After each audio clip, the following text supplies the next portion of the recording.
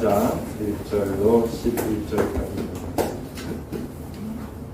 한절씩 교독하며 말씀 먹도록 하겠습니다. 마태복음 4장 1절로 11절. 그때 예수께서 성령에게 이끌리어 마귀에게 시험을 받으러 광야로 가사 시험하는 자가 예수께 나와서 이르되 내가 만일 하나님의 아들이거든 명하여 이 돌들로 떡덩이가 되게 하라. 예수께서 나타내시되 기록되었으되 사람이 떡으로만 살 것이 아니요 하나님의 입으로부터 나오는 모든 말씀으로 살 것이라 하였느니라 하시니 이에 마귀가 예수를 거룩한 성으로 데려다가 성전 꼭대기에 세우고 이르되 내가 만일 하나님의 아들이거든 뛰어내라 기록되었으되 그가 위하여 그의 사람들을 하시니 그들이 손으로 너를 잡으려 다리 털에 부딪히지 않게 하리로다 하였느니라. 예수께서 이르시되 또 기록되었으되 주 너의 하나님을 시험하지 말라 하였느니라 하시니 마귀가 또 그를 데리고 지극히 높은 산으로 가서 찬양함과 그의 영광을 이르되 만일 내게 엎드려 경배하면 이 모든 것을 내게 주리라. 이에 예수께서 말씀하시되 사랑하노라 기록되었으되 주 너의 하나님께 경배하고 그를 섬기라 하였느니라. 읽겠습니다. 이에 마귀는 예수를 떠나고 천사들이 나와서 쏘니라. 아멘. 기도하겠습니다. 사랑의 주 예수님 감사합니다. 오늘도 저희들을 사랑하셔서 주 예수 그리스도 안에서 그리스도 생명으로 주님을 찬양할 수 있는 주님의 몸이 되게 하시니 너무도 감사합니다. 오늘도 저희를 불러 그리스도 예수를 공급하여 주시고 주 예수님 우리의 양식이 되어서 우리 가운데 그리스도 예수 가득 채워지는 은혜를 허락하여 주시니 너무도 감사합니다. 우리 주님 그리스도 예수만 먹고 마시고 누리는 저희들이 되게 하여 주시고 오늘도 그 그리스도 예수의 생명의 능력이 우리를 살게 하며 우리로 그리스도 예수를 증거하게 되는 그 아름다운 축복의 시간 되어줄 수 있도록 함께하여 주시옵소서. 주님 영광 받으실 것을 믿사옵고 예수님 이름으로 기도합니다. 할렐루야. 하나님 크신 사랑 우리와 함께 하시는 줄 믿습니다. 여기 마태복음 4장 1절부터 11절까지 예수님께서 사단에게 시험을 당하시는 그런 장면을 우리가 보고 있습니다. 첫 번째는 생활의 문제였고 두 번째는 종교의 문제였다라는 것을 우리가 같이 살펴보았습니다. 예수님께서 말씀으로 이 유혹들을 이기시고 마귀를 패배시키시죠. 그래서 왕이심을 선포합니다. 두 번째 종교적인 문제에 있어서 예수님은 스스로 높아지려고 하지 않으셨다는 것이죠. 그리고 그것을 거절한 삶이었다는 것을 그의 온 생애를 통해서 보여주고 계십니다. 하나님이신 그분이 평범한 인간, 아주 지극히 자연스러운 인간으로서 그렇게 살아가셨다는 것 자체만으로 그는 종교적으로 높아지려고 하신 분이 아니라 온전히 하나님의 뜻에 순종했다라는 것을 말씀해 주고 있는 것이죠. 이러한 그 삶의 절정은 바로 십자가에서 나타난다라고 얘기할 수 있습니다. 우리가 잘 아는 것처럼 예수님은 하나님의 아들이시고 하나님의 아들이시라고 하는 말 자체는 곧 하나님과 같은 분이다라는 것을 말씀하고 있는 것입니다. 그래서 빌립보서 2장 5절부터 말씀해 보면 특별히 그는 근본 하나님의 본체시다라고 말씀하고 있습니다. 하나님의 본체가 바로 예수 그리스도이신 것이죠. 하나님의 본체라고 하는 건 하나님과 같은 분이라는 것인데 하나님의 속성에 대해서 성경은 끊임없이 말하고 있습니다. 바로 그분은 전지하신 분이다. 모든 것을 다 아시는 분이다 라는 사실을 말씀해 주고 있습니다. 전능하신 분이다. 무소부재하신 분이다. 영원하신 분이다. 자존하시는 분이다. 스스로 계시는 분이시다. 유일하신 분이시다. 온전하신 분이시다. 변함이 없으신 분이시다. 무한하신 분이시다. 지혜로우신 분이시며 장래일을 아시는 분이시다 라고 말씀하고 있다는 것입니다. 이런 하나님의 모든 능력을 가진 그분 바로 예수 그리스도, 그분은 그렇게 하나님의 아들임을 주장하고 자랑할 수 있었음에도 불구하고 그는 십자가 길을 걸어갈 때 이것을 드러내거나 자랑하지 않으셨다는 것입니다. 오히려 침묵하셨습니다. 아무 저항도 하지 않으셨다는 것입니다. 이사야서 53장 7절에 있는 말씀처럼 마치 그는 도수장으로 끌려가는 어린 양과 털 깎는 자 앞에 잠잠한 양같이 그의 입을 열지 아니하였다. 정말 자신의 어떠한 그런 모습들, 하나님의 아들로서의 그것을 자랑하는 분이 아니라 그저 도술장에 끌려가는 죽음을 앞둔 한 마리의 양이 되어서 침묵하시고 어떤 저항도 하지 아니하시고 그 십자가의 길을 걸어가시는 모습 속에 그런 종교적으로 자신이 높아지고 자신이 자랑되어지는 삶이 아니었다라는 것을 우리는 단면에 볼 수 있다라는 것이죠. 예수님을 잡으러 온 군병들이 있었습니다. 베드로가 칼을 꺼내 그 군병 중 한 사람의 귀를 자릅니다. 그리고 그렇게 되자 예수님께서는 칼로 흥한 자는 칼로 망한다라고 말씀하시며 그 잘려든 귀를 붙여주시죠. 그리고 이어서 말씀하시는 것이 무엇입니까? 너는 내가 내 아버지께 구하여 지금 12군단 더 되는 천사를 보내시게 할 수 없는 줄 압니다. 하나님의 아들이신 예수님은 하려면 할 수 있다라는 거예요. 지금 이 자신을 잡으러 오는 그 군병들을 이길 수 있는 하늘의 12천사들, 12군단이 더 되는 천사를 통해서 이것을 승리로 이끌 수 있는 분이라는 것을 말씀하고 있다는 거예요. 근데 주님은 그 길을 선택하지 않으셨다는 거예요. 그리고 이어서 하시는 말씀은 내가 만약 그렇게 하면 이런 일이 있으리라 한 성경이 어떻게 이루어지겠느냐라고 말씀하고 있습니다. 또 이어서 내가 여태까지 사람들 앞에 있어도 너희들이 나를 잡지 않더니 지금 뭉치를 들고 나를 잡으러 왔느냐라고 말씀하신 후에 또다시 이렇게 말씀하십니다. 그러나 이렇게 된 것은 다 선지자들의 글을 이루려 함입니다 라고 말씀한다는 거예요. 예수님은 자기 자신이 높아지고 자기 자신이 드러나는 그 일을 선택한 것이 아니라 하나님의 아들로서 정말 성경이 말씀하고 있는 것을 순응하는, 그리고 그것이 성취되는 일에 자기 자신을 드렸다라는 것을 보여준다라는 것입니다. 그 이전에 바로 어떤 일이 있었습니까? 예수님께서 정말 그 나귀를 타고, 어린 나귀를 타고 예루살렘에 들어갈 때 사람들은 자기의 겉옷을 벗었습니다. 그리고 나뭇가지를 벗었어요. 잘랐어요. 그리고 그것을 흔들면서 예수님의 가는 길을 예비하면서 호산나 찬송하리로다. 주의 이름으로 오시는 이 왕이시여 찬송하리로다. 오늘 우리 조상 다윗의 나라여 가장 높은 곳에서 호산나 하고 그 예수 그리스도를 영접하고 그분을 높이는 것을 볼 수가 있습니다. 예수님이 하려고 마음만 먹었다면 그들을 이끌고 새로운 나라를 만드실 수도 있었어요. 그들의 왕이 되실 수도 있는 그런 분위기였다라는 겁니다. 그런데 예수님은 그것을 취하지 않으셨다라는 거예요. 그러나 예수님은 침묵하셨다라는 것입니다. 저항하지 않으셨다라는 것입니다. 왜? 하나님의 왕, 하나님의 아들, 하나님이신 그분이 그렇게 침묵하셔야 합니다. 그런 종교의 지도자가 되기를 원하는 것이 아니라 본인을 통하여 하나님의 말씀이 성취되는 그것을 취하고 그것을 따르는 삶이었다는 것을 보여준다는 것입니다. 우리에게도 종교적으로 높아지려고 하는 유혹들이 있을 거라는 것이에요. 그럴 때 우리는 어떻게 이길 수 있는 것입니까? 이 종교적으로 높아지는 나로 인하여서 나를 드러내고 나를 자랑하는 것이 중요한 것이 아니라 나에게 말씀하신, 우리에게 말씀하신 하나님의 말씀이 성취되는 그 길을 따라갈 때 우리는 종교적인 유혹에 넘어가는 사람들이 아니라 우리를 통하여 하나님의 영광을 드러내는 주님의 자녀로 우리를 사용하신다는 것을 말씀해 주고 있다는 것입니다.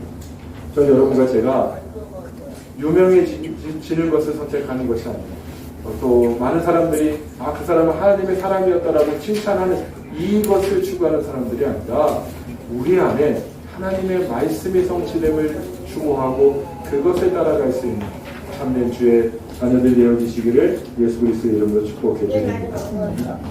성경에 보면 이와 같이 종교의 어떤 높음을 추구하지 않은 사람들의 이야기들을 우리는 많이 볼 수가 있습니다.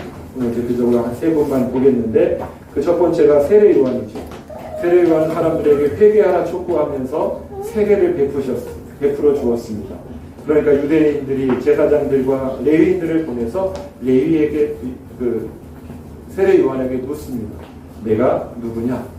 이 질문은 내가 놀라운 일들을 지금 행하고 있는데 내가 그리스도냐라고 묻고 있다라는 것이죠. 근데 이 세례요한이 만약에 나는 그리스도라고 말해도 사람들은 그런 줄 알았을 것입니다.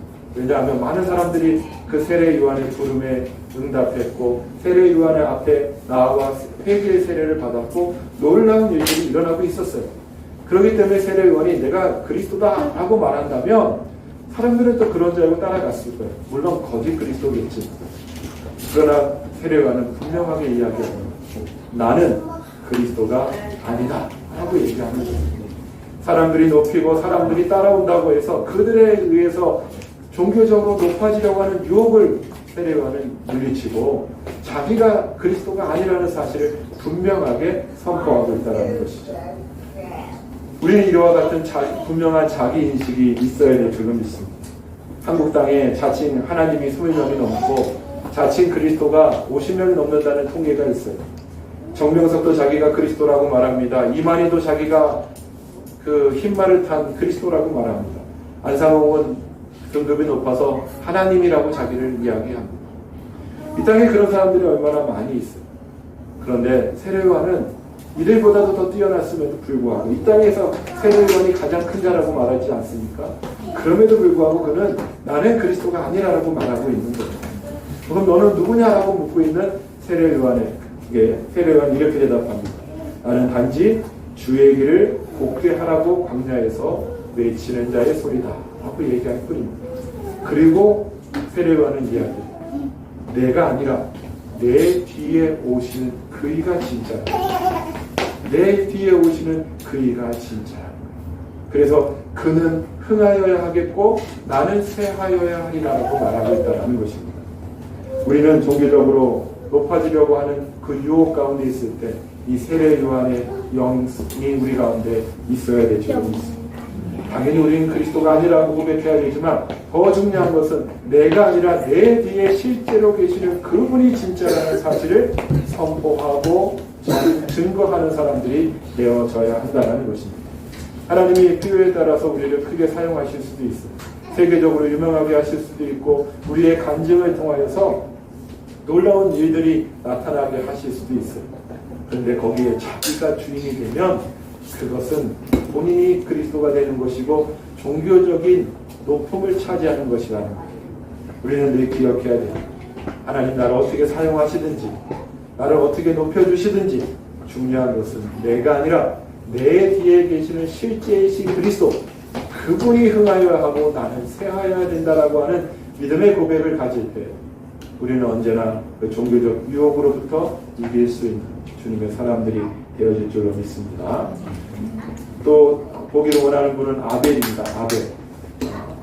이 형 가인과 함께 하나님 앞에 제사를 드리게 되죠.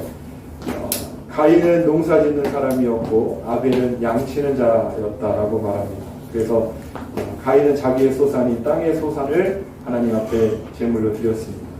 아벨은 양치는 자였기에 양의 첫 새끼와 그 기름을 드렸다라고 말씀하고 있어요. 그런데 하나님께서 가인의 제사를 받지 아니하시고 아벨의 제사를 받게 되죠.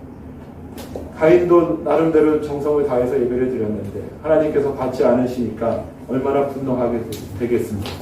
그래서 가인은 그 동생 아벨을 돌로 쳐 죽이게 되는 것입니다. 그때 하나님께서 가인을 찾아가십니다. 내 아우가 어디 있는가? 내가 동생을 지키는 자이니까 라고 얘기할 때 하나님 이렇게 말씀하십니다. 이르시되 내가 무엇을 하였느냐? 내 아우의 핏소리가 땅에서부터 내게 호소하느니라. 아벨이 죽어 그 피가 땅에 흘렀고 그 땅에서 핏소리가 들려 하나님께 들렸다라는 것입니다. 이것에 대해서 히브리서 11장 4절에서는 이렇게 해석해주고 있습니다. 믿음으로 아벨은 가인보다 더 나은 제사를 하나님께 드림으로 의로운 자라 하시는 증거를 얻었습니다. 하나님이 그 예물에 대하여 증언하십니다. 그가 죽었으나 그 믿음으로써 지금도 말하니까. 우리는 우리 자신이 낮아지는 것에 대해서 견딜 수 없는 마음들을 가지고 있습니다. 내가 무시당하는 것 같고 다른 사람이 나의 공로를 인정해 주지 않는 것 같을 때 우리는 어떻게 해서든지 내 자신을 드러내고 내가 한 것에 대해서 자랑하고 싶어하는 것이 우리 옛사람의 모습이라는 거예요. 아주 조그만 일만 하더라도 그것을 좀 알아주기를 원하는 것입니다. 근데 이것은 하나님이 기뻐하시는 마음이 아니고 옛 아담에 속한 마음이라는 것이 아벨과 같은 영이 우리 가운데 있어야 될 줄로 믿습니다. 자기가 드려진 것, 자기가 높아진 것을 드러내는 것이 아니고 혹 죽임을 당할지라도 그 죽음으로써 그리스도가 증거되어지는, 그 죽음으로써 그리스도가 말해지는 그런 삶이 되어질 때 우리는 종교적 유혹으로부터 승리하는 자가 되어질 줄로 믿습니다. 여러분, 날마다 그리스도 예수 안에서 죽음이 우리 안에 달콤한 고백이 되어지기를 예수 그리스도의 이름으로 축복해 드립니다. 내가 무엇을 했는데, 내가 무엇을 나타냈는데 그것을 자랑하고 그것을 사람들이 알아봐 주길 기대할 것이 아니라 그저 그리스도와 함께 죽는 것입니다. 그리고 그 죽음이 결국 그의 삶 속에 그리스도를 증거하게 되어지는 그 놀라운 일들이 여러분과 제 삶 속에 일어나게 되길 예수님의 이름으로 축복합니다. 그렇게 되었을 때 우리는 종교를 이길 수 있습니다. 종교적인 높임의 유혹을 이길 수 있는 것입니다. 죽었으나 그 믿음으로써 지금도 말하는 그것이 여러분과 저를 향한 주님의 평가가 되시기를 예수님의 이름으로 축복합니다. 마지막은 바울을 보기를 원합니다. 바울은 전 세계를 돌면서 3번의 전도 여행을 했었죠. 이제는 예루살렘으로 올라가고 있습니다. 그때 두로에서 주의 제자들과 함께 머물고 있었습니다. 21장 4절에 보니까 사도행전 제자들이 찾아서 거기서 이래를 머물고 있는데 그 제자들이 성령의 감동을 받았습니다. 그리고 바울 돌아와서 말하는 것이 예루살렘에 들어가지 말라는 거예요. 예루살렘에 들어가기를 어떻게 돼요? 잡힐 것이기 때문에 그런 것이죠. 그래도 바울은 자기의 길을 걸어가게 됩니다. 이제 두로를 떠나 돌레마이를 지나가게 되고 가이사랴라고 하는 땅에 거하고 있었어요. 그때 유대로부터 아가보라고 하는 선지자가 내려오게 됩니다. 그리고 바울의 띠를 가져다가 자기 수족을 잡아냈어요. 그리고 성령이 말씀하시되 예루살렘에서 유대인들이 귀같이 이띠 임자를 결박하여 이방인의 손에 넘겨주리라 하고 예언하고 있다는 잡힌다는 것이죠.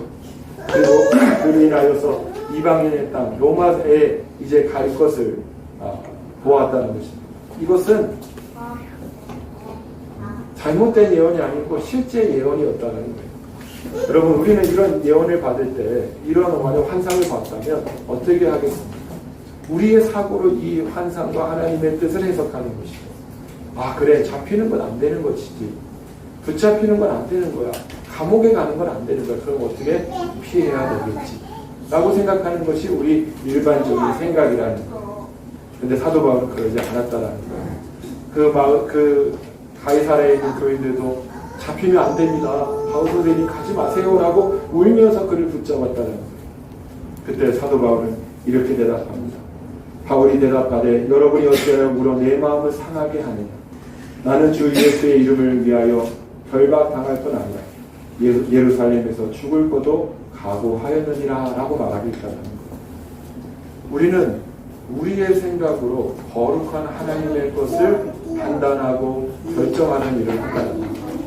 내가 좋으면 가는 것이고 내가 좋지 않으면 멈추는 것이 맞다라고 생각하는 것이죠.